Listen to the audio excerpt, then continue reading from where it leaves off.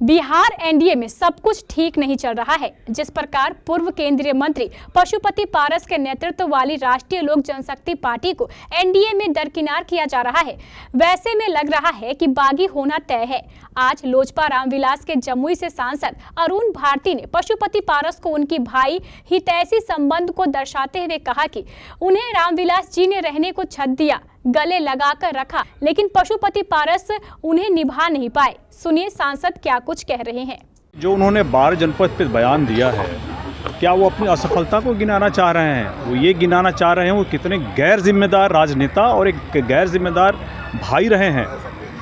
जिस वक्त उनके पास ये मौका आया कि स्वर्गीय रामविलास पासवान जी की विरासत को वो संरक्षित कर सकें, उस घर को बचा सकें, उनकी स्मृति चिन्हों को, उनके फ़ोटो तैल चित्र जिसको रोड पे फेंका गया था, रोड पे फेंके जाने से बचा सकें। जिस वक्त उनके पास ये मौका आया था कि उनकी जो मूर्ति तोड़ करके बाहर कर दी गई थी उसको बचा सकें, उन्होंने ऐसा कोई काम नहीं किया। उनके पास ये मौका था कि अपने भतीजे और अपनी भाभी समान माँ के सर से छत जाने से रोक सकें, उस वक्त उन्होंने ऐसा कुछ नहीं किया।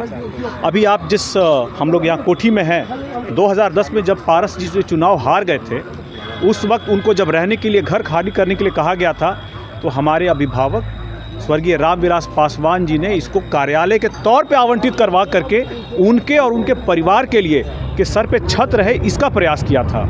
तो एक राजनेता के तौर पे उनकी असफलता, एक भाई के तौर पे उनकी असफलता, एक नेतृत्व के तौर पे उनकी असफलता और एक परिवार के तौर पे अपनी असफलता को मीडिया में कितनी बार गाएंगे, कितनी बार बताएंगे? आखिर कार्यालय तो छीन लिया ना सर आप लोगों ने, सीट भी छीन लिया, कार्यालय छीन लिया, पार्टी भी लगभग उनके हाथ से चली ही गई है। अब एनडीए से भी वो लगभग जाने ही वाले हैं। आप ये बताइए कि राजनेता को कहाँ होना चाहिए? अगर जो समाज से उठ करके नेता आता है उसको समाज के बीच में रहना चाहिए, समाज की आवाज़ को उठाना चाहिए और उनकी समस्याओं का समाधान हो, इसके लिए प्रयास करना चाहिए। चिराग पासवान जी से जब सब कुछ छूट गया, पार्टी टूट गई और परिवार टूट गया, उसके बाद वो कहाँ गए? वो बिहार की जनता के पास गए, आशीर्वाद यात्रा के रूप में उनसे मिलने, उनको अपनी समस्या बताने और कैसे उनकी समस्याओं का वो अगर जब पावर में आएंगे तो कैसे मदद करेंगे, कैसे समाधान करेंगे, उस चीज़ को लेकर के इस चीज़ का उनको आशीर्वाद मिला जनता की तरफ से। तो अगर हमारी पार्टी को 5 सांसद जीत करके आए हैं तो ये जनता के आशीर्वाद से है। हम लोगों ने किसी का कोई सीट नहीं छीना, किसी का कोई हक नहीं लिया, किसी कोई अधिकार नहीं छीना है। आज के दिन जब हमारे सांसद आ गए तो हमें एक कार्यालय की नितांत ज़रूरत थी। ऐसे में हम लोगों ने बिहार सरकार पे ये आवेदन किया क्योंकि हम उस योग्यता को, एलिजिबिलिटी को पूरा कर रहे थे। ये संयोग है कि आज हम लोग को यही कार्यालय आवंटित हुआ है, लेकिन इस पर ये क्या बोलते हैं, गर्व करने वाली कोई बात नहीं है। ये कार्यालय कल उनका था, आज हमारा है, आने वाले भविष्य में किसी और का होगा। तो ये बदला लेने वाली कोई बात नहीं है, ये संयोगवश है, लेकिन इससे जुड़ी हुई हमारी पुरानी यादें हैं जिसको लेकर के हम लोग थोड़े इमोशनल हैं। हम लोग इस बात से भी खुश हैं कि ये कार्यालय मिला है, लेकिन इस बात पे हम लोग बहुत ज़्यादा गर्व नहीं कर सकते कि परमानेंटली हमारा है। चलिए, एक और चर्चा है, तिरहुत जो स्नातक चुनाव हो रहा है उसमें आपके पार्टी के नेता हैं वो बागी हो गए। आखिर वजह क्या है? अरुण भारती बार बार बागी आप ही के पार्टी से निकल रहा है। पहले चिराग पासवान खुद बागी थे, फिर शंकर सिंह बागी हुए, फिर ये बागी हो गए। लगातार बागियों की संख्या आपके पार्टी में ही नहीं। देखिए, हमारी पार्टी में लोकतंत्र है, आंतरिक लोकतंत्र है।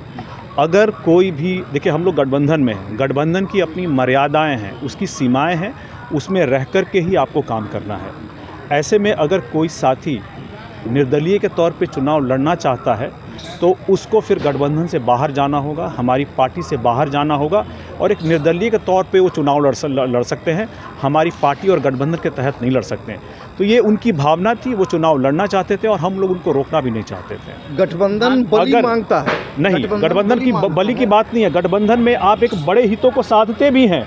आप ये ध्यान रखिए कि एक बड़े हित को साधते हैं आप। क्या आप चाहते थे कि बिहार में दोबारा जंगल राज हो?